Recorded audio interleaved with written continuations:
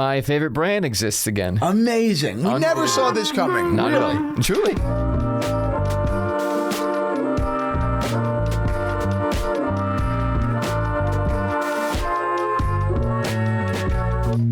What is up, Watch Fam? I am Christian, the curator of the Theo and Harris Vintage Watch Shop. My name is Michael, and this video is sponsored by IFL Watches. Fantastic watch. I have their Love Octa now. IFL watches. Yes. So Breitling just announced that they acquired Universal Geneve. And I don't know, how much you guys know about Universal Geneve. I'm sure some of you know a ton. We did an episode on it. You should definitely check it out. Yes, no, nothing at all. Universal Geneve, in a nutshell, is one of the most important manufacturers of watches of the 20th century. Especially chronographs. Exactly. Really had this incredible run between the 30s to this early 70s. The end of the end run was there, and it was just the most amazing brand. And I'll tell you why, and we'll talk about the watches and their history and everything like that. Really why Michael specifically, I mean me too, but Michael really specifically has been just wishing for the return of this brand. Truly. And I'll give you a little bit of insight into this in this video, why they haven't come back yet. Because there were many opportunities for them to come back, and I'll tell you why not. And it's kind of a scummy thing, right? It's kind of scummy, and the brand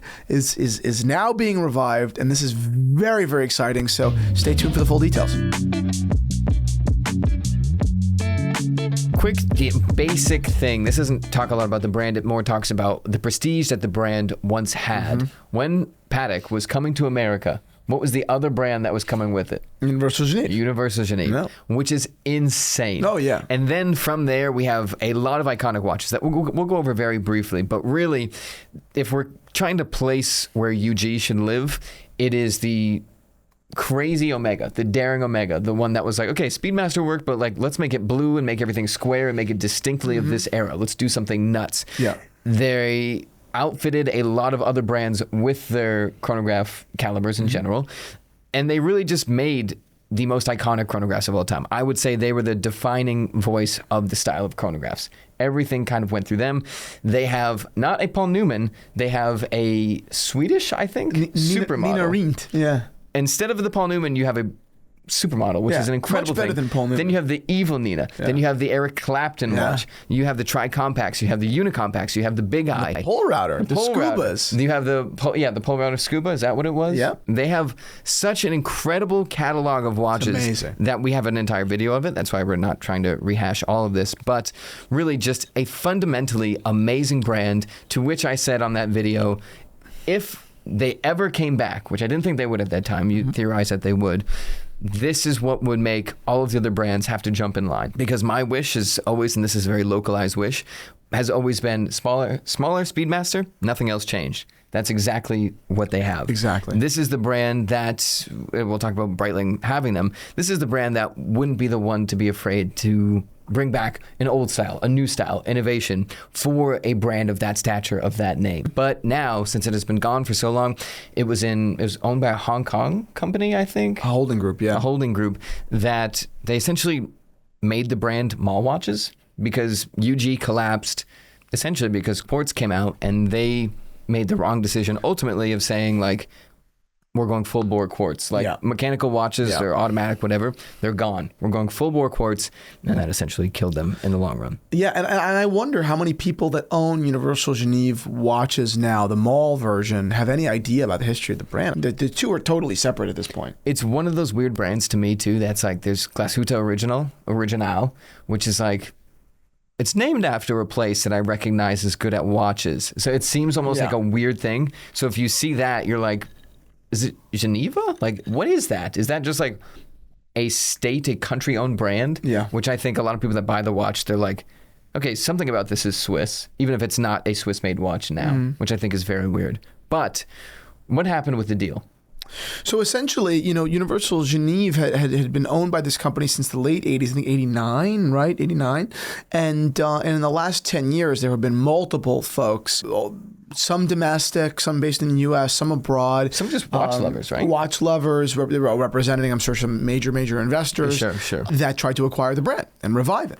And apparently the amount, and I've known this for years, it's been the rumor for years in the industry, The amount of money that UG wanted was just, well, that the holding group wanted was just absurd. It was not. They know they have gold. It was not viable, and it was going to take a really, really, really big buyer to make it happen, right? And then Breitling came along, okay? And Breitling is backed by CVC Partners. It's a private equity group, and they've got the cash, obviously. And, you know, apparently they've been in negotiations for this for a while, and they just made it happen. It's an announcement. And I think on a watch level, what's so incredible is I actually think that UG will be revived with, I think it's very likely they'll be revived with a whole collection of manually wound chronographs. My man. What in the world are we talking? Oh my God. They're the only brand that's going to do it. We talked to, well, specifically Breitling said essentially in their press release, they're like, no, we know what we just got ourselves into, which is what I love to hear. But we just had a discussion on video with Sam where I said all these modern chronographs that I would like on paper, I don't like because they feel like they have a lot of space in them, like too much air. They're too open. I want everything to sit. Michael's going to keep pushing this until someone starts agreeing with him. I agree with him. It's just a funny thing that like Michael always says. It's funny because in any of these watch meetings, I'm not the guy that gets respect. You're the suit and tie. I'm the one with this old sweatshirt being like, this. I think you have a lot of air in your watches, and if we squish that out, maybe they would pop. Right. And I'm like, pun. No, but I think like to do that, like right now when I see Tag and a bunch of other brands, I don't want to just start slandering other brands. I'm like, this doesn't look like it has the same level of refinement as what made you originally. Right. And it's because you need to have a lot of that space. For a rotor. And then a lot of the times to differentiate itself and stuff like that, there's dome sapphire, which adds higher and higher. So if you came back with a manually wound collection of chronographs, the watch world, which is where it gets a little interesting, would absolutely die. Everyone's going to want one of these. Yes. Everyone. They'll be virtually ungettable. Yes. Yeah. Well, it won't matter. What do you think the move is? Because you said this on the other video too, the Premier line for Breitling. You said that you think was like kind of foreshadowing what they're trying to do with I think that Breitling's Premier line is basically flawless. I think that they've just knocked it out of the park with that collection. It's a collection that really resonates with me. The quality of the dials, the quality of the cases, the movements, everything about that collection is, I think, is pretty great. I went in and I tried on a couple of their watches in Washington, D.C. this past week, and I even tried on the Rose Gold Duograph. And it was just unbelievable, right? The watch is, at $22,000, it is exactly what you would, you know what it is? It's the watch for a guy that really wants an elegant, modern, complicated Patek, like a reference 5070 or 5170, and is like, 22 is a stretch for me, but I can do it. I can't do 50, I can't do 80. But 22 I could do. Okay, yep. And it has that look. And I love Breitling. Yeah. And it's like Breitling means something to me as a watch collector. I mean, I grew up hearing about Breitling. Exactly. That being said, you know, as much success as they've had with their modern, you know, collection, they did $1 billion last year, I think. I don't hear people talk about Breitling. I don't know the last time someone said to me, oh, did you see the new Breitling release? And I'm talking about watch guys, and I'm talking about non-watch guys. I do not hear people talk about Breitling. I don't even really see new Breitling on people's wrists. I think it's actually unusual to see them. And I think the watches are freaking awesome. Breitling is killing it with the collection, but there's just this funny kind of, I guess, duality there. They're having huge market success, apparently, right? Yep. Not apparently. I don't mean to trivialize. I don't mean to question. Yeah, right? of course. Yeah. But also, they are very unimportant, I think, in the conversation, both in the watch community and without, and it's outside. So it's weird to me. It's almost like a standard brand. Oh, cool, Breitling. It's like weirdly adjacent to Tag when it's not Tag in any way, shape, or form. Totally. Here's where it's a shorter video this time, but here's kind of where I want to end. Like looking at this Premier, this is on my list now, just the Premier B0940. That's insane. That's the size I want. It's 13 millimeters thick, which is great. It's manual winding. That shows the total, like you said. Okay, I see what you're going to do with that, Brent. This video is sponsored by IFL Watches. Absolutely one of my favorite partners in the channel. They've got 2 new limited edition concepts, both based off of Tissot's PRX and 35 millimeter. And of course, as always with IFL Watches, completely handmade, right? Totally custom dials. The 2 new concepts are called the Spaceman and Dialicious. Spaceman being just this kind of super fun play on this, you know, night sky kind of galaxy with astronaut floating through with balloons. Absolutely ridiculous, absolutely beautiful. Just a ton of fun, right? Just classic IFL watches.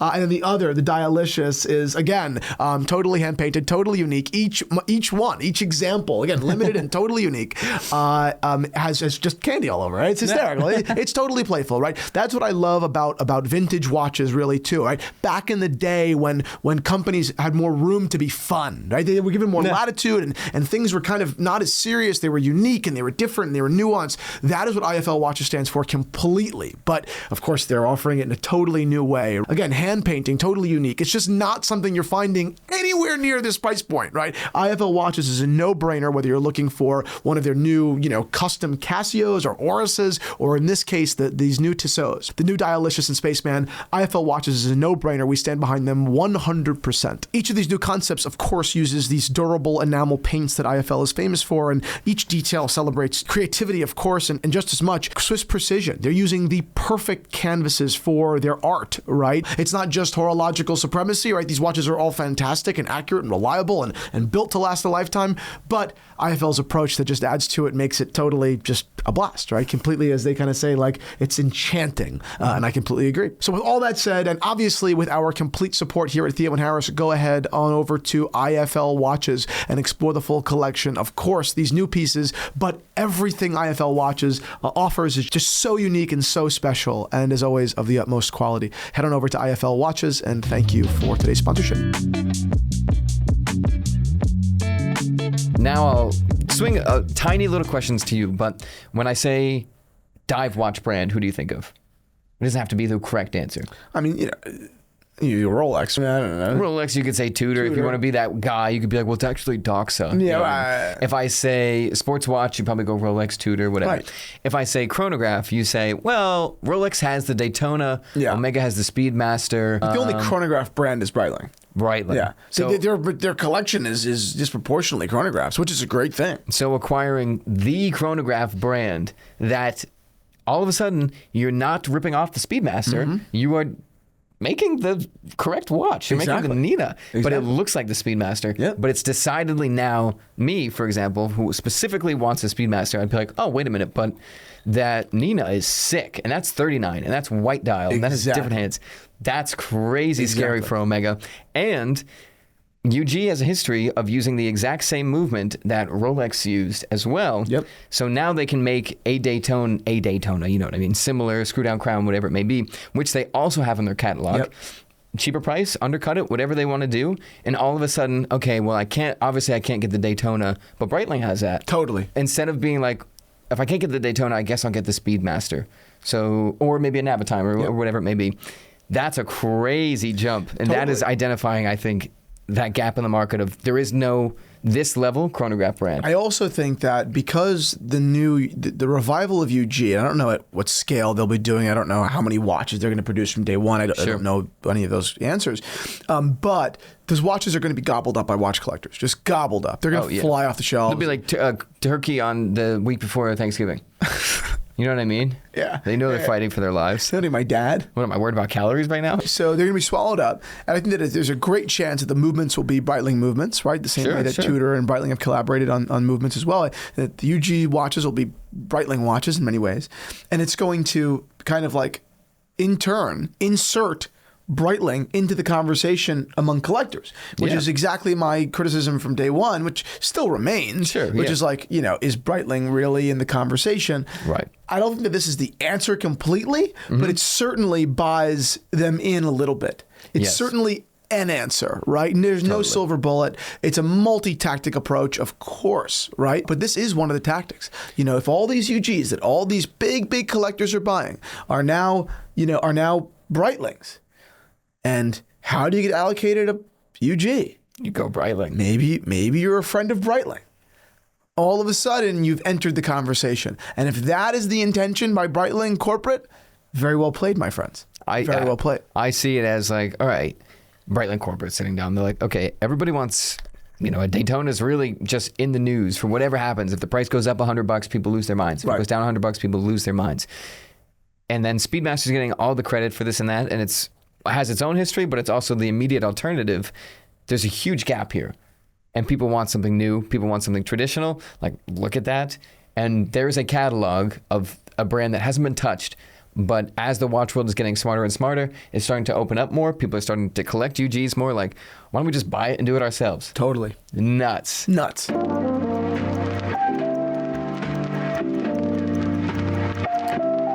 Straps, as many of you should know, bring a whole world of potential to mix up your watch collection. They breathe new life into watches. They help you pull out different colors. They give them new personality.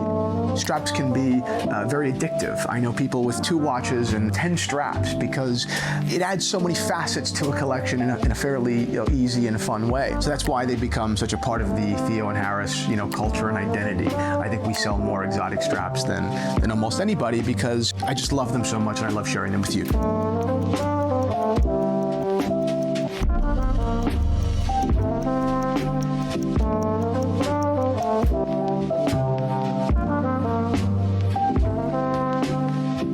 Okay, 5-year prediction, because we don't think there's not gonna be a UG for a few years, a UG release. Yeah, I don't know, 3 years? 3 years. How long could it take? I mean, listen. Unless they're rushing it and they have a case made and they're like, let's just slap that movement in. I don't know though, Michael. I mean, rushing it's got to be hard. You've got to have a lot of money to rush.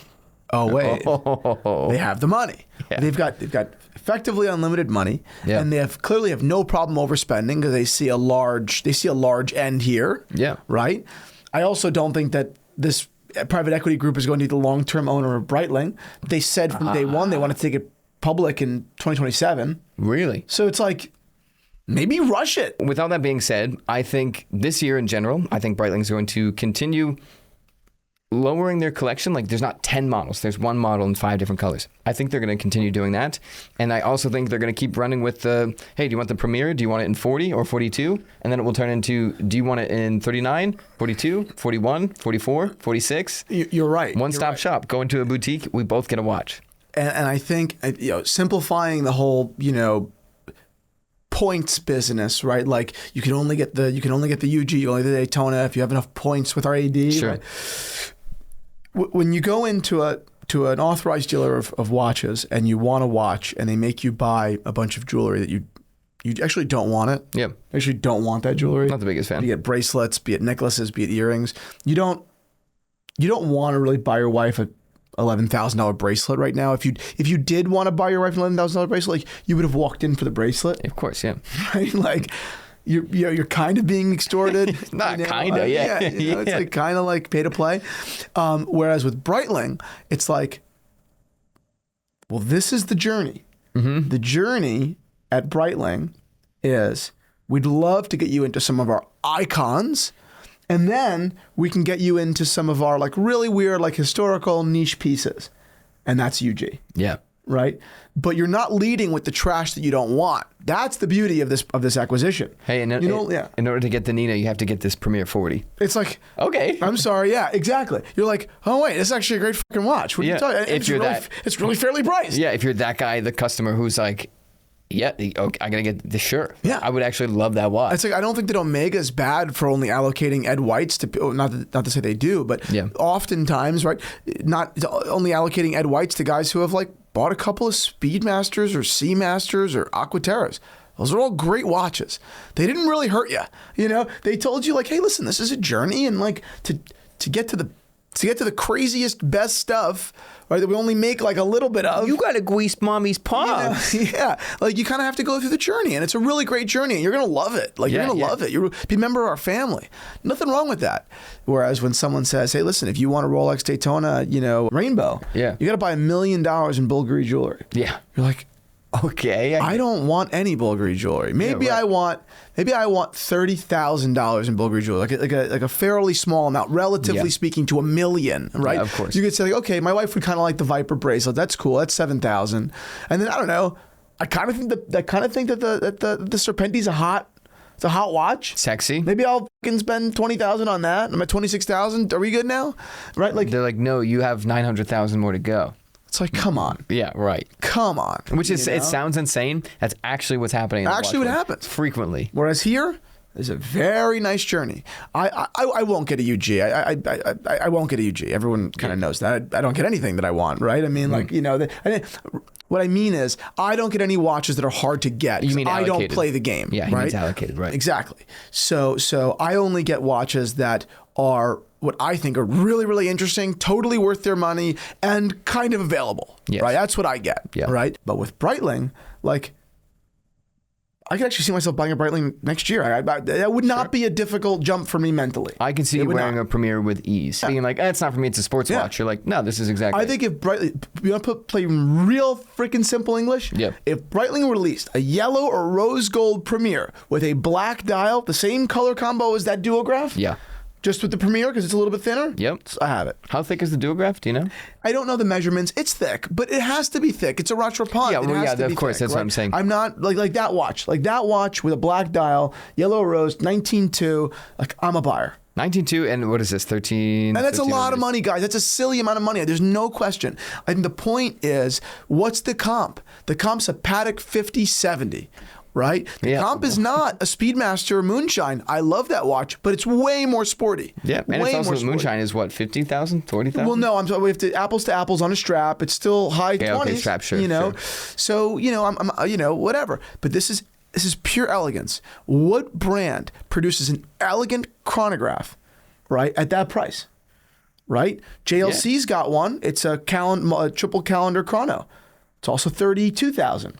I don't know. It's a lot more money. It's actually 50% more money. You did a video with Sam when you were pulling up and comparing those, and I was like sitting there just being like, oh my God, what a deal. JLC's kind of expensive. Yeah. The JLC in steel is $20,000, and the Breitling is $20,000 in gold. And frankly, I love JLC, but I don't really I'm not leaning toward one brand or the other. I would be leaning toward the watch. I think that the brands are, they're not equal in they don't get the same kind of respect. Yep. But they both get a respect. Yes. Like I'm a Breitling brand fan. I'd love to get a Breitling. A friend of ours has a pistachio. Yes, it's amazing. Or had a pistachio. Do you have a pistachio? Or did you have a pistachio? I don't remember. Text us immediately. Yeah, exactly. But amazing watch. Yeah. Amazing watch. So anyway, I think the whole play. Breitling fan. I think the whole play is genius. I think the whole play is seeing if they go the chronograph route, I'm like, yep. Turns out George Kern is watching this, and he's like, I didn't even think about Breitling as an entryway into UG. Like, they did the whole Rolex move. That's brilliant. He's sending an email out. He's like, guys, just had the fantastic idea. You would not believe what I thought. Zero credit. He puts on a red cashmere Ralph Lauren sweater, and he gives the idea to everybody. He puts his exact outfit on. Hey, everyone. Quick wish shot. Happy holidays and Merry Christmas. Welcome to Breitling. Does he sound like that? I don't know. All right, I think that's it. That's it. Good episode. This is some of the best watch news I've ever heard. I saw it on your Patreon, actually, believe it or not. Yeah, you posted it, and I was like, whoa! Yeah. So that's it. If you guys want to join the Patreon, join our private community, go ahead over. We brought back Liquor Run. We brought back, podcasts all the time. Every week, an extra piece of content for, about an hour, plus a bunch of community posts. It's an amazing place. I'd love to see you on over there. I can't possibly engage with everyone on YouTube. It's just not possible. Yes. So I can do it on Patreon. Takes me a couple days, admittedly, because there are hundreds of people sending messages, but I sit down and I pour myself one or two of those, or 3 or 4 of those, or 5 or 6 of those, and I get it done. If you're the last person, be ready to read my ticket scratch. Hey, sexy. Hey. But couldn't help but notice your profile picture. Hope to see you guys on over there, and that's it.